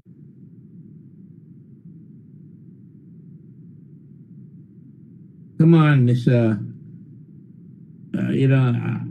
even now I still have faith na there is good inside you. I don't want you to be remembered by your classmates or by your friends or by your school. Habang nagsasalita tayo dito, lumalaki yung image mo na you lied. How can you lie on one side, then the next 3 days you lie on the other side, then you come back here and you now say, it was inaccurate? Wrong. You don't exculpate yourself. You don't solve the problem. It will haunt you. And this is your opportunity to expand yourself. I don't know why I'm making such a big deal of it. Maybe I'm trying to save your principles for you. Kanina pa ako nag-give up. Actually, sabi ko, wala ka kung yan ang gusto mo. I mean, why should I sweat over it? It's not gonna change me. Did it damage our case? No. Kita mo, ang dami nang sinabi, hindi nagbabayad ng buwis, ang dami-dami. All these people, Michael Young, they live a lie. You want to be part of that genre? Do you? No. Try to see your way clear. I ask you, did Dargani talk to you or any member from Parlade? Bakit mo naman sinabi yun? Kaya ka napunta sa Kongreso. It's not important to me anymore. I just want it for you, not for me. You have to see it yourself. Nobody can force you to it. Nobody can guide you. I remember Father Gorospe would say, if a man is good, it's because he wants to be good. If a man is bad, it's because he wants to be bad. Which are you? What do you want to be? A truth teller or a liar? Because the facts show you lied here and probably you lied in the lower house. You can no longer say, no, wala na eh, may lie na eh. And the fact of the matter is, it's more accurate to say, yung sinabi ko, dahil napakita, kahit saan ko pakita yung mga tape na yon, ang conclusion will remain. You are not prodded, you are not intimidated. Nobody put the fear of God in you, nobody put the fear of the police in you. Alam mo, pag nag-threaten ka, talo ka na eh. I don't make idle threats. Pag sinabi ko, gagawin ko na kagad. Okay, Krisel?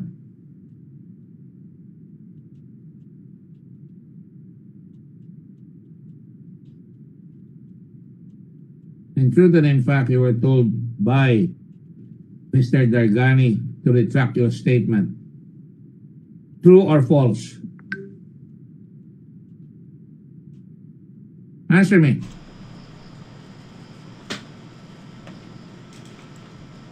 I'm sorry, Mr. Chairman. I cannot answer that question without seeking advice from my legal counsel.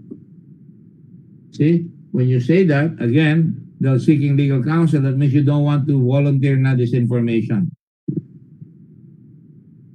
See? It leads to another lie na naman because you don't want to tell the truth. Okay? That's the way it is. Sir? Yes. Just, thank you. Senator, I'm sorry, Senator Kiko, I think, Senator, I have to tell the truth. I saw Senator Lisa ahead, and I even said I was on cross-examination. Go ahead, please, Senator Lisa. Oh, salamat, Mr. Chairman. Just wanted to make of record that Ms. Mago confirmed for the second time na nagpapalit ng certificate ang Parlade. So nagtatalo lang sino sa PPC management ang nag-instruct, but she confirmed yung pagpapapalit ng certificate for the second time. And a last question, Mr. Chairman, for Ms. Mago. Ms. Mago, di ba nag-testify na kayo sa amin dati dito sa Senado? And then umalis kayo rito, pumasok kayo sa custody ng House, nagbigay kayo ng statement doon. And then for a time, umalis kayo sa custody doon, nag-alala na naman kaming lahat. And but today, andito kayo ulit sa hearing namin dito sa Senado. Meron ba kayong gustong sabihin sa amin, Ms. Mago, na hindi nyo pa nasabi sa amin dati dito sa Senado? Meron ba kayong gustong sabihin na hindi nyo nasabi sa House? That's why you're here again. Nakikinig kami. We want to know if there's anything else you want to tell us. For now, wala po, Your Honor. But I was invited again to attend the hearing and ayoko naman po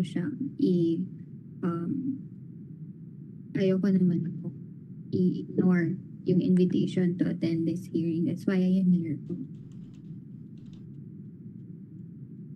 Sabi nyo for now. Well, if ever in the future, I hope there will still be an opportunity na masabi nyo sa amin at sa bayan natin kung meron ka pang gusto sanang sabihin. That's all. Ms. Mago, salamat. Salamat, Mr. Chair, and salamat kay Sen Kiko for allowing me to make that manifestation and to pose my last question for Ms. Mago before him. Salamat, Mr. Chairman. Mr. Chair, if I may just raise a few points. Well, yes, earlier the chairman said that after Senator Ontiveros, I can proceed. So, Ms. Maga,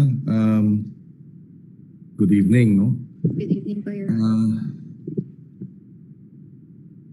Ikaw ba, meron, kanina, nag-iisip ka man ng matagal mo. Hindi na ako masusurpresa kung merong pumilit sa'yo, tinakot ka, tinakot ang pamilya mo para mag-iba ang iyong salaysay. Would you tell this committee if you were pressured or threatened or that you are afraid to say something or whatever you feel like saying because of fear for your life or the welfare of your family? I would inform the committee if there is, Mr. Chairman, pero wala naman po. So walang pressure na natanggap. Ang pressure na natanggap mo ay sa amin dito sa Senado. Tama po ba 'yon? Kami ang sabi mo kasi you were pressured, di ba? You were tama? Yes po, Mr. Chairman. That's why you said what you said, even if reviewing the video, mukha namang wala namang pressure. At least that's our, the view of a number of us here in the Senate. Because wala naman talaga. Ikaw mismo nagsabi nung freely, di ba? Binanggit mo na sinagot mo yung mga tanong. But anyway, on another point, just a manifestation. Sana parang just to reiterate perhaps the point raised earlier by Senator Grodon. Bata ka pa, lahat tayo nagkakamali. Maaring meron kang kakulangan at meron kang pagkakamali. Mabuting mapag-isipan mo. No? Dahil sa konteksto ng mga pangyayari sa ating bansa ngayon, di ba, libo-libo na ang namatay. No? Milyon na ang nagkasakit. Di ba? Tapos, maraming, di ba, wala nang panggastos sa ospital. Patuloy yung takot, di ba? Parang siguro, baka pwede mo rin isipin, no? Baka ito yung pagkakataon para makorek yung mga pangyayari sa pamamagitan ng iyong pagboluntaryong magsabi ng katotohanan. Para hindi na maulit. Kasi nga, sabi nga ni Senator Ontiveros kanina, hindi mo naman deny na nagpalit ng mga expiry date. Hindi mo lang sinasabi kung sino ang nag-utos noon. Pagka ganun ng kalakaran, parang ang nangyari rito sa halip na unahin yung matigil yung COVID, parang inuuna yung paano pagkakakitaan ng COVID. Di ba? Yung ba ang gusto mong, di ba? Sa sarili mo, di ba? Na ikaw naging kasangkot at kasabwat at kasama sa mga transaksyon na sa halip na sugpuin ng COVID, sinamantala ang COVID at pinagkakitaan ang COVID. I mean, you can disagree with me, pero something to think about, di ba? Kasi naalala ko, nung kami mga bata, laging pinag-uusapan yung panahon ng hapon ng aking mga magulang. Napaka-defining ng panahon ng hapon, di ba? Ba't ko sinasabi yun? Kasi palagay ko pagdating ng panahon, ikaw ba you're not married, no? You're still single, no? Yes po, Mr. Chairman. So siguro darating ang panahon, magkakaroon ka ng pamilya, di ba? Kakaroon ka ng anak. Ang pag-uusapan naman ng mga anak natin at mga apo namin, yung panahon ng pandemya. Di ba? At pag-uusapan, anong ginawa mo nung panahon ng pandemya? Di ba? Siyempre, ang kwentuhan, wala, lockdown kami, wala kaming magawa, talaga ano. O kaya yung kwento, mahirap, masakit, ang daming namatay. Sa'yo, itanong mo sa sarili mo, anong ginawa mo nung panahon ng pandemya? Baka tanongin sa'yo ng anak mo in the future. Ako, pag tinanong sa akin in the future, anong ginawa ko nung panahon ng pandemya? Sa amin, sasabihin namin, ginawa namin ng paraan na yung panggastos ng pondo para masugpo yung at hindi magustay, ginawa namin ng paraan. It's something to think about. No? I know hindi madali.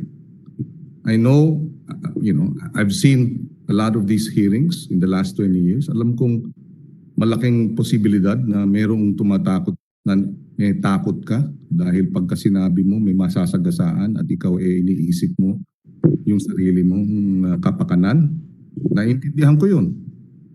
Nakakatakot nga naman pag ikaw magsalita ng may masasaktan o may masasagasaan. Hindi ba? Ayaw natin lahat yun. Ayaw natin, natatakot tayo pagka meron tayong babanggain o meron tayong masasagasaan o merong masasaktan sa katotohanan. So natural lang yan. That's part of human nature. Pero sana, you find the strength, di ba? And the wisdom to tell the truth. Just for the record, Mr. Chairperson, Mr. Chairman, and just for the record, I have no other questions, Mr. Chairman. Thank you. Rod? Ulit para... Senator Pangilinan, I just had to step out for a while. Grodon, atake yan. I guess it's 10 to 8 and I think that we have covered a lot of ground, but as you can see, we still have a lot of ground to cover. The BIR, the tax aspect, and the fact that the inaccurate statements on the fact that they're hiding the real numbers, I think will help the government see their way clear into what is happening. Before I continue, I just want to acknowledge one of the people most interested in this hearing, and he's a doctor that works very, very hard. And I really appreciate the fact that he's always here with us, Dr. Tony Leachon.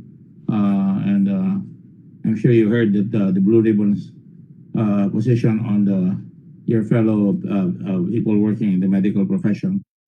I don't even want to call it a profession, in the practice of medicine, the practice of healing people. So thank you very much, Dr. Leachon. You're welcome, sir. You're welcome, sir. Thank you. Let me Just this, before we ask some more questions, just to be sure, the next hearing will have to be conducted on December 7.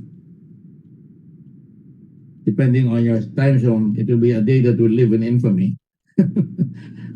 1941, right before the day of the Feast of the Immaculate Conception. And that will be our hearing date at 2 o'clock in the afternoon. Sorry? On Monday, is it, we have a session. You know, may I ask the senators here present? I prefer actually December the 3rd, but that is vaccination day for us. I think we can all attend the hearing while everybody is being vaccinated. We can go ahead if you like. Says if you miss it, I can have you vaccinated by the Red Cross. I would like to call the hearing with the permission of my friend Senator Kiko Pangilinan, my fraternity brother, and of course Krisel, and Senator Grodon and Senator Lacson and all the others. Would it be preferable for you to do it on September 3? Because when we have sessions, it's very hard. December 7. Would you agree to have it on December 3? I said it's earlier. Mr. Wang Susan, we can hear you. What is the pleasure of the body? Senator Oliveros? Senator Pangilinan? All right, Chairman. I'm okay. December 3. December 3 is fine, right? I think it's more, we have more leeway. Friday. Yeah, that's a Friday, yes. And we can do it at 2 o'clock or even, yeah, 2 o'clock is fine, I think. Yeah. So that, yes, Senator Oliveros. Thank you, Mr. Chairman. May I just request the chairman to invite to the hearing the Bureau of Immigration so that I could pose some questions about the incident at the Davao International Airport when the Darganis were prevented from flying. I would like to very much, but it will depend on what the whether we can go back to the status antebellum. But since the memorandum order was issued, they don't want to send people here. But I'm glad that the COA is here, so it shows that their independence and no reason why they should not come here. But we'll try. We'll call them and see if they're brave enough to do so. Salamat po. Yeah. Mr. Chairman. Yes, Senator Kiko. Yes, just an administrative matter. I was in communication with the Director General, Attorney Kimbo, and he has informed me that the Attorney Manalastas subpoena has not been served. There was an office in Bulacan given by the IBP. We thank the IBP for their assistance. And it turns out, I'm told, that the IBP office, the address given by the IBP was the address of the father who has long passed away. But the law office is still there. I saw it yesterday or the other day when I was in Bulacan. The big Malastas law office was logo and design was there.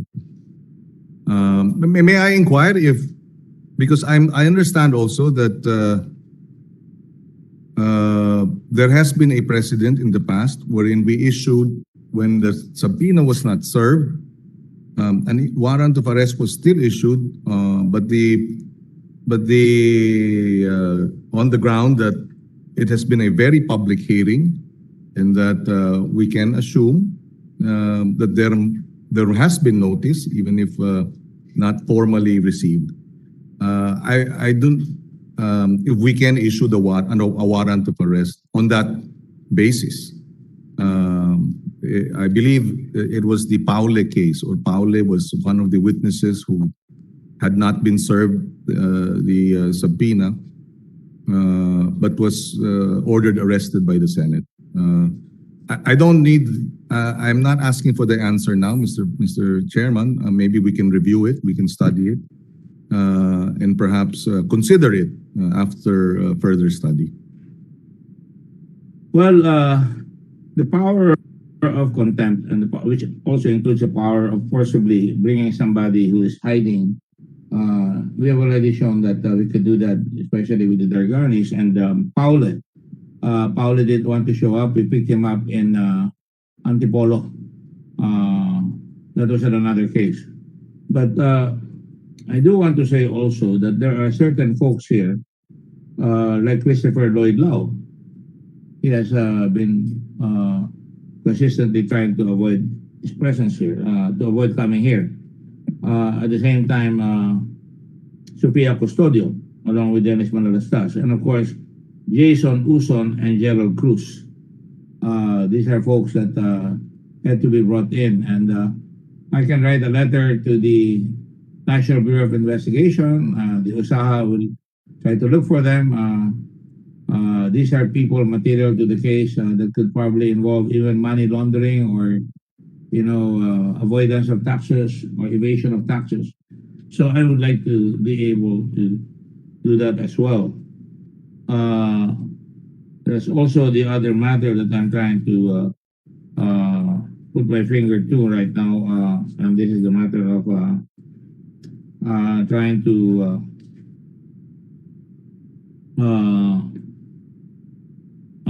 get certain people to show up that has not, and I've already mentioned them, Gerald Cruz and Jason Uson. So,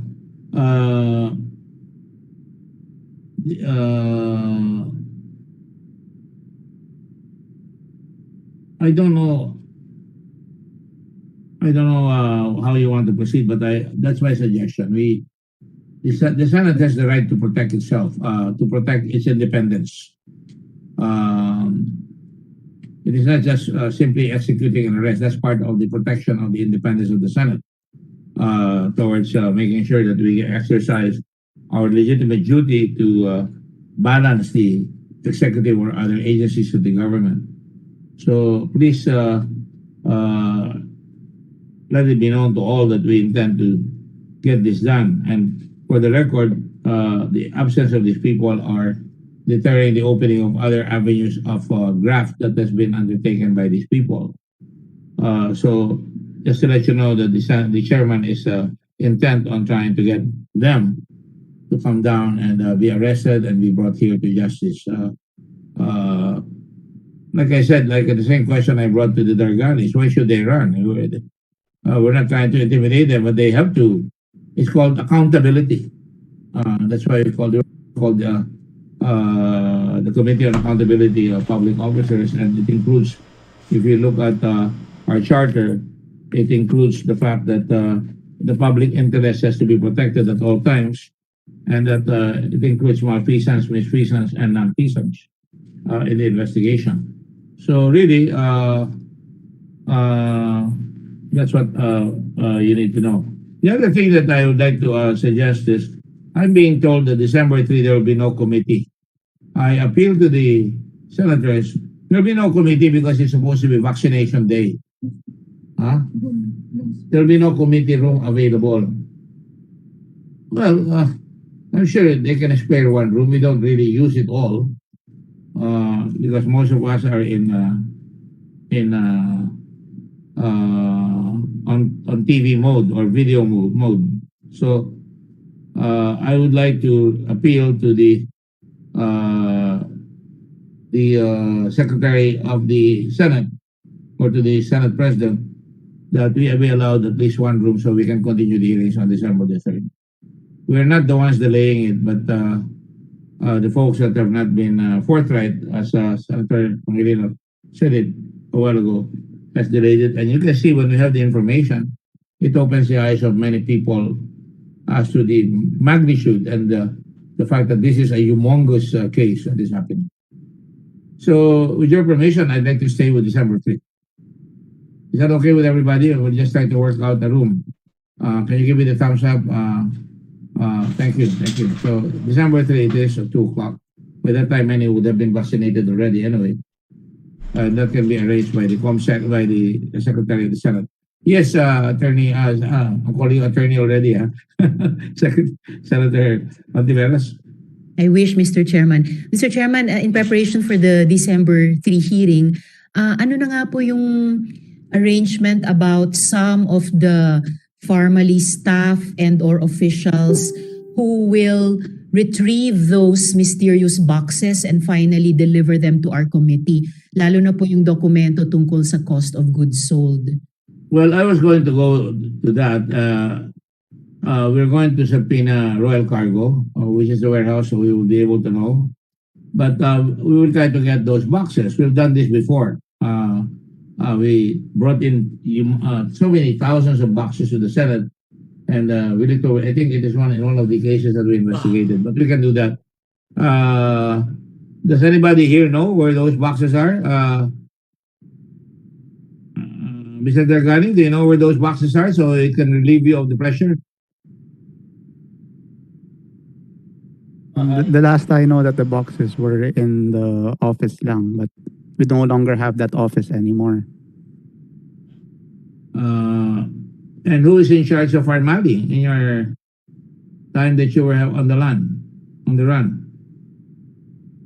Who would know? I don't know who would know. That's why I really want to go back and also see what's happening. Well, we can make arrangements for you to be escorted by OSA. That's what I also requested Attorney Conchu. If I know what's happening, if I can see what's happening, then maybe I could help. We don't want to go on a wild goose chase and we'll act with firmness. So we will have. I will direct the Secretary General, the Sergeant at Arms. I will request him and direct his people to accompany you with proper vehicles to be able to get all those boxes. And also, Mr. Chairman, with what Mr. Ong mentioned a while ago, if we could talk as well and discuss this also with our accountants and with our lawyers, as we also have to comply with the same documents, I believe, for the BIR, which they have already started their audit on formally and on our personal taxes. It's not going to impede the investigation of the Senate just because the BIR is also investigating.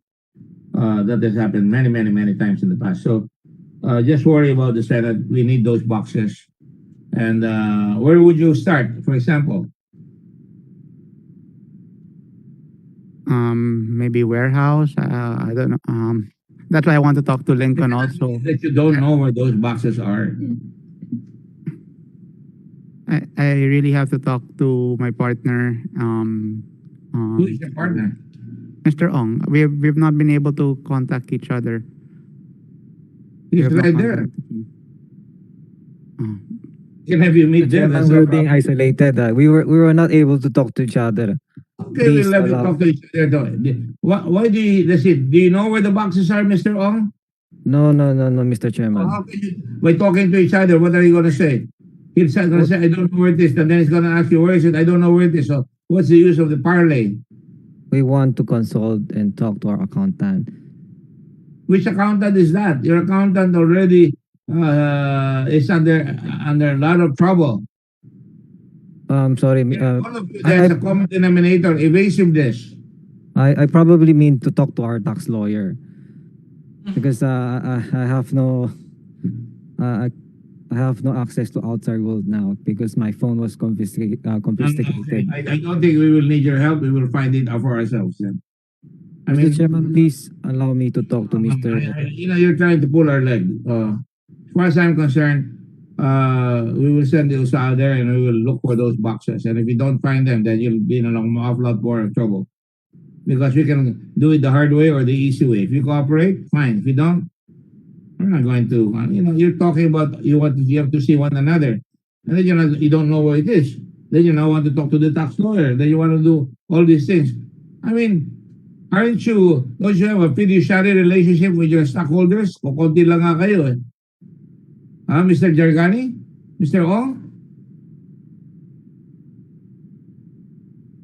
Mr. Chairman. That you don't know where those boxes are. Mr. Chairman, we can get them to SEC. I really hope that, Mr. Chairman, you will allow us to convene because we are partners. No. Who is your tax lawyer that you want to see? Mr. Dargani, Kala ko ba alam mo, bakit mo tatawag kay Bergani?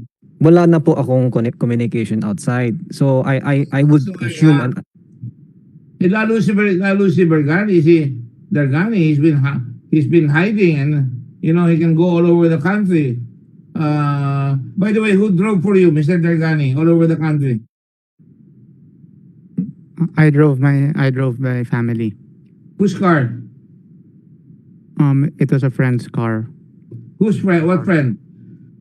See, every time we ask you a question, it becomes a mystery man again. Who is his friend? Can I give the name again to Mr. Timbo, please? I just don't want to. My God, we're going into the charade.